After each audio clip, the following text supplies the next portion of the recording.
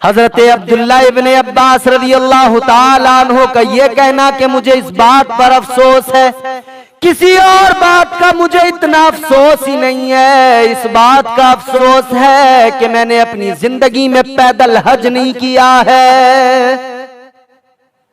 तो उनके नजदीक गोया पैदल हज करना बड़ी फजीलत और बड़ी अहमियत रखता था। एक इंसान हज करने के लिए निकला, न जाने कितनों की जबानें चल पड़ी, न जाने कितनों ने तनकीदें और एतराज करने शुरू कर दिए। हमारे मुल्क के अंदर भी और पाकिस्तान से एक मौलवी जिनका नाम तारिक मसूद, उन्होंने भी अपना बयान दिया।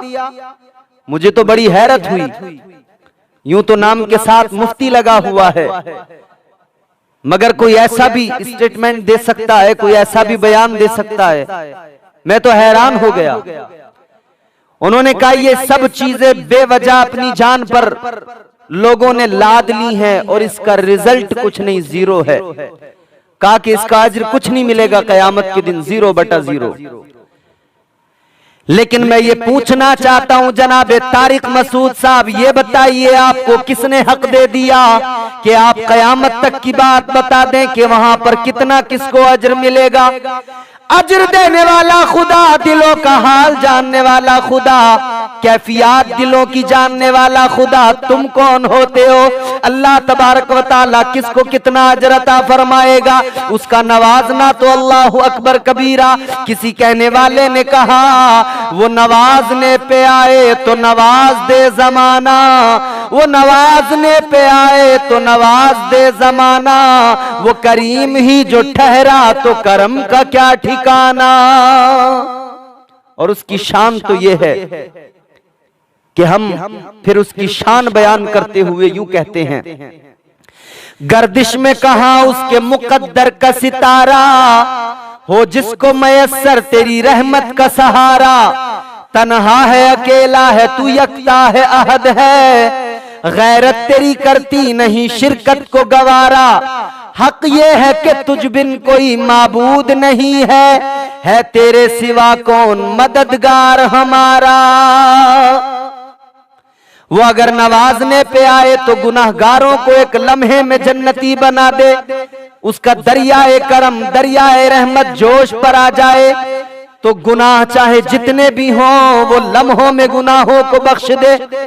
मैं कहना चाहता हूं कि तारिक मसूद साहब, आप कौन होते हैं ये बताने वाले कि कयामत के दिन किसको अल्लाह कितना अजर अता करेगा? कोई अगर पैदल हज कर रहा है तो आपको किसने हक दिया ये कहने का कि अल्लाह उसे कोई अजर नहीं देगा, इसका रिजल्ट 0 है? आज अगर शिहाब यहां से निकले पैदल हज कर रहे, ये दीवानगी है, मोहब्बत है। ऐ मुफ्ती तारिक मसूद साहब, ये उसकी मोहब्बत है, वो चल पड़ा, तुम पैदल नहीं कर सकते तो कम से कम उसका हौसला बढ़ा दो। पैदल हज नहीं कर सकते हो तो उस पर तनकीद तो ना करो। और दूसरी बात यह है कि तुम्हें हक किसने दिया, तुम्हें किसने बताया कि तुम उस पर तनकीद करो? तुम्हें किसने हक दे दिया कि कहें इसका रिजल्ट 0 है, कोई अजर नहीं मिलेगा? हाँ, अगर तुम शिहाब की बात करते हो तो बात शिहाब पर नहीं रह जाती है, बात तो आगे बढ़ जाएगी, असलाफ तक पहुंचेगी। आओ मैं बताता हूं, अल्लाह के एक वली, मुकद्दस वली, जिनकी शख्सियत बाकमाल है, अल्लाहु अकबर कबीरा, जनाबे हजरत बायजीद बुस्तामी रहमतुल्लाह ताला अलैह, आपने पैदल हज किया तो बताओ तारिक मसूद साहब, क्या उनको भी कोई अजर नहीं मिलेगा? क्या उनको भी अल्लाह कयामत के दिन इसका अजर 0 होगा, कोई अजर नहीं देगा? तो फिर तुमको किसने हक दे दिया कि तुम बायजीद बुस्तामी रहमतुल्लाह अलैह पर भी उंगली उठा दो? और अगर शिहाब पर बोल रहे हो तो जबान संभाल के बोलना, इसलिए के बात तो आगे बुजुर्गों तक पहुंचती है। हजरत बायजीद बुस्तामी ने भी तो पैदल हज किया, और कैसा हज किया, उनकी शख्सियत भी देखें। कौन बायजीद बुस्तामी? अल्लाहु अकबर, जिनका तकवा बेमिसाल, जिनका किरदार बेमिसाल, जिनका अमल लाजवाब। एक फाहिशा औरत है, वो शहर के अंदर फाहिशा औरत आई, उसने मर्दों को, वहां नौजवानों को अपने कोठे पे बुलाना शुरू कर दिया।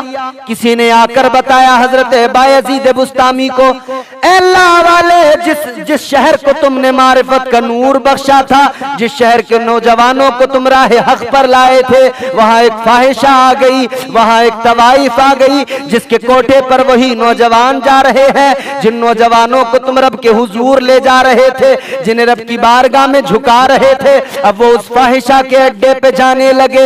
ये तुम्हारा शहर लुट रहा है, तुम्हारा शहर बर्बाद हो रहा है। जब किसी ने आकर बताया, कल्ब पर गहरी चोट लगी। हजरत बायजीद बुस्तामी रहमतुल्लाह अलैह ने अपना मुसल्ला उठाया और उस कोठे पर पहुंच गए, उस तवाइफ के अड्डे पर पहुंच गए, उस फाहिशा के अड्डे पर पहुंचे। उसकी एक नौकरानी ने जाकर बताया, आज तेरे कोठे पर शहर का कोई आम नौजवान नहीं आया, बल्कि वक्त का वली अल्लाह वाला बायजीद बुस्तामी आया है। हजरत बायजीद बुस्तामी को उसने देखा, कहा, ऐ अल्लाह वाले, तुम लोग जो देखते जा रहे हैं कह रहे हैं अब इस शहर का क्या होगा कि अब तो फाहिशा के अड्डे पर एक अल्लाह वाला आकर बैठ गया है। उस फाहिशा ने कहा था, किस लिए आए हो? कहा, तू हर रात अपनी कीमत लेती है, इस रात की कीमत मैं तुझे दूंगा। अंदर गए, कीमत दी। फरमाया, सारी रात की कीमत दे रहा हूं, तो कीमत देने का मतलब यह है जो मैं कहूंगा वो तू करेगी। कहने लगी, बिल्कुल। हजरत बायजीद बुस्तामी रहमतुल्लाह अलैह ने फरमाया, जैसे मैं करूंगा वैसे तुझे करना पड़ेगा, इसलिए कि कीमत मैंने दी है और शर्त भी तुझे बता दी है, जो मैं करूंगा वो तुझे करना होगा, जो मैं कहूंगा वो करना होगा। आपने वुजू किया, कहा तू भी वुजू कर ले। उसने भी वुजू कर लिया। अल्लाह वाले ने मुसल्ला बिछा दिया और उससे कहा, जैसे मैं करूंगा वैसे तुझको भी करना है। आप नमाज की नीयत करके खड़े हो गए। उसने भी नीयत की, उसने भी हाथ बांध लिए, खड़ी हो गई। अल्लाह वाले ने रुकू किया, उसने भी रुकू किया। अल्लाह वाले ने सजदा जब किया, वो भी सजदे में पहुंची। अल्लाह के वली हजरत बायजीद बुस्तामी रहमतुल्लाह अलैह, आपने सजदे में सर रखकर अल्लाह की बारगाह में अर्ज किया, ए रब्बे लम यज़ल व ला यज़ाल, ए मेरे मौला, ए खालिक अर्ज़ो समा, तेरी बारगाह में झुकाना मेरा काम था और इसके दिल की दुनिया को बदलना तेरा काम है। अल्लाह, यहां तक लाना मेरा काम था, तेरे आगे झुकाना मेरा काम था, अब इसकी दिल की दुनिया को बदलना तेरा काम है। तारीख गवाह है, अल्लाह वाले ने सजदे में जिसका सर रखवाया था वो फाहिशा थी, मगर सजदे से सर उठाया तो अल्लाह वाले के सदक़ो तो फैल वक्त की अजीम वलिया बन चुकी थी। वो हजरत बायजीद बुस्तामी जिन्होंने दीन को फैलाया, काफिरों ने जिनकी तालीमात को सुनकर अमल करके और कलमा पढ़ लिया, कुफ्र से बाज आए और तौहीद के रास्ते पे खड़े हो गए। वो बायजीद बुस्तामी जिन्होंने इस्लाम को फैलाया, ये इस्लाम को बर्बाद करने वाले फिर कहते हैं कि पैदल हज करना गोया अपनी जान पर जुल्म करना है और पैदल हज करने पर कोई अजर नहीं मिलेगा। कहते हैं जीरो अजर है। तुमको किसने हक दिया ये कहने का? अजर देने वाली जात तो खुदा की है।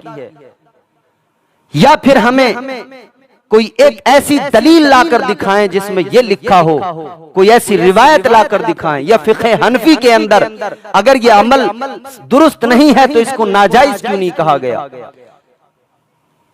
हुजूर सदरुल शरिया अल्लामा अमजद अली खां, आपने बहारे शरीयत के अंदर नकल फरमाया, कहा जिस पर पैदल हज करने के बारे में आपने फरमाया कि पैदल हज की ताकत अगर हो तो पैदल हज करे, इसलिए कि हुजूर की हदीस है, मेरे मुस्तफा ने फरमाया जो पैदल हज करेगा अल्लाह ताला उसे हर कदम के बदले 700 नेकियां अता फरमाएगा।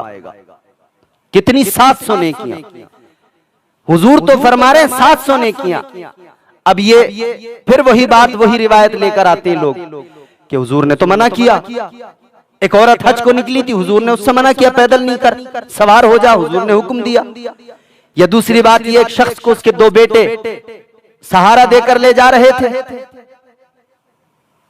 तो बताया गया कि हुजूर इसने मन्नत मानी, नजर मानी पैदल जाने की। हुजूर ने फरमाया जुल्म कर रहा अपने आप पर, अल्लाह बेपरवाह है इसके इस तरह से, इस अमल पर, इसके जाने से अल्लाह बेपरवाह है।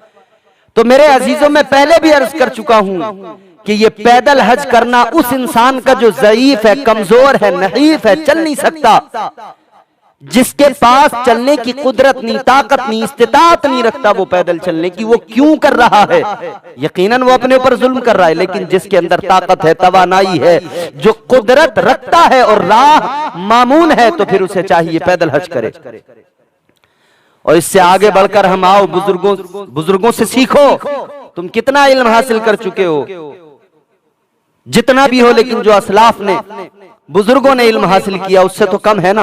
अल्लामा ऐनी अलैहि रहमा आपने नकल किया है कि बाज़ उलमा ने यहां तक तहरीर फरमाया है, यहां तक फरमाया है कि अगर कोई शख्स पैदल चलने का आदी हो, पैदल चलना उसकी आदत में शामिल हो, और वो शख्स पैदल चलने पे कुदरत भी रखता हो, तो उस पर हज जो फर्ज होगा, तो उसके लिए सफर के खर्च ना होने के बावजूद भी, सवारी का खर्च अगर उसके पास मौजूद नहीं है, तब भी वो साहिब इस्तिताअत कहलाएगा, उस पर हज फर्ज हो जाएगा।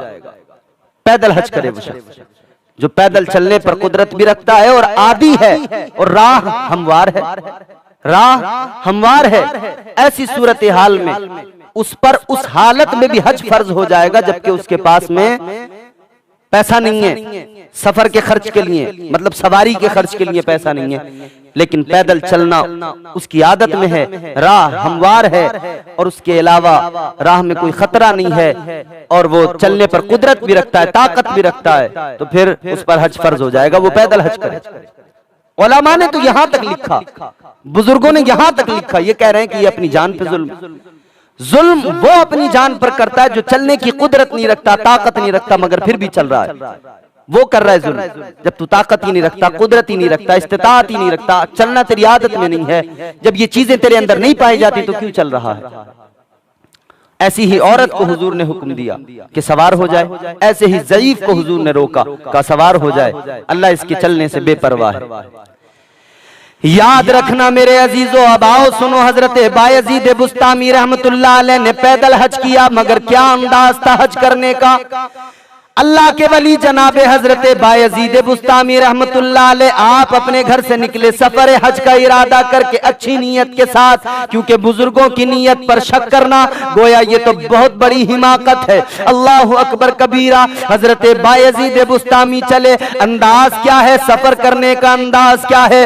आप हर कदम पर अल्लाह की इबादत करते हैं, सजदा करते हैं, नफल अदा करते हुए जा रहे हैं। बाज़ उलमा ने फरमाया चंद कदम चलने के बाद में नफल नमाज पढ़ा करते थे, फिर आगे बढ़ते थे। कितने दिन में पहुंचे? ये तो शिहाब साहब चले, कितने दिन में पहुंचेंगे? 8 माह में, 10 माह में पहुंच जाएंगे। मगर वो जो चले थे कितने दिन में पहुंचे? हजरत बायजीद बुस्तामी फरमाया गया 12 साल 14 साल की मुद्दत के अंदर, 12 या 14 साल की मुद्दत, इतना वक्फा लगा, तब पहुंचे, तब जाकर हज अदा किया। वो थे हजरत बायजीद बुस्तामी।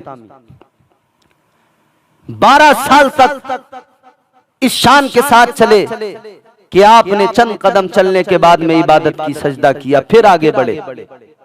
तुम कहते हो कि ये अपनी जान पर जुल्म में कोई अजर नहीं मिलेगा, इसका रिजल्ट 0 है, तो फतवा लगाना है तो बायजीद बुस्तामी पर फतवा लगाओ। अजीब हिमाकत हुई ना। और हजरत राबिया बसरी आपके बारे में भी मनकूल है, और 2 तरह से रिवायत है। हजरत इब्राहिम बिन अदहम के हवाले से भी है, और हजरत हसन बसरी के हवाले से भी है। क्या है? हजरत हसन बसरी या हजरत इब्राहिम बिन अदहम, इन दोनों में से कोई एक बुजुर्ग हज करने के लिए गए, पैदल निकले हैं, पैदल हज कर रहे हैं।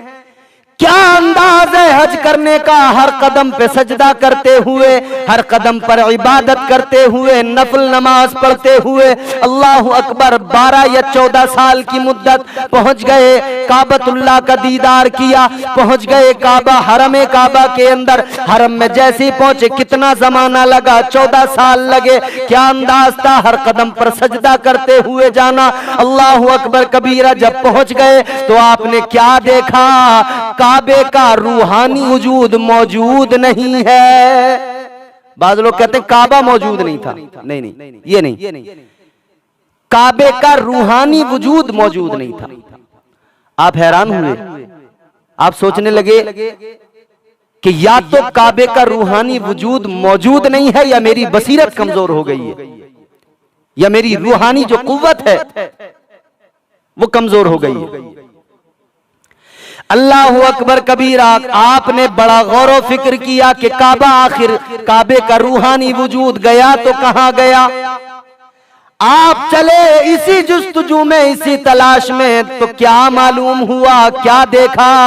हजरत राबिया बसरी, अल्लाहु अकबर, वो मुकद्दस वलिया हजरत राबिया बसरी लाठी के सहारे चल रही हैं, लाठी के सहारे आगे बढ़ रही हैं। पता लगा कि काबे का रूहानी वजूद हजरत राबिया बसरी का इस्तकबाल करने गया था।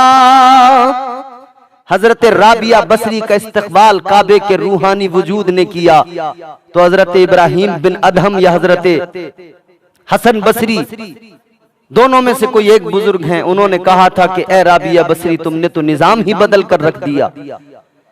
तुम आई तो काबे का रूहानी वजूद तुम्हारा इस्तकबाल करने आ गया। उन्होंने कहा नहीं, मैंने नहीं, हंगामा तो तुमने कर दिया कि तुम हर कदम पर सजदा करते आए, हर कदम पर नफल पढ़ते आए, इतने लंबे अरसे के अंदर तुम आए।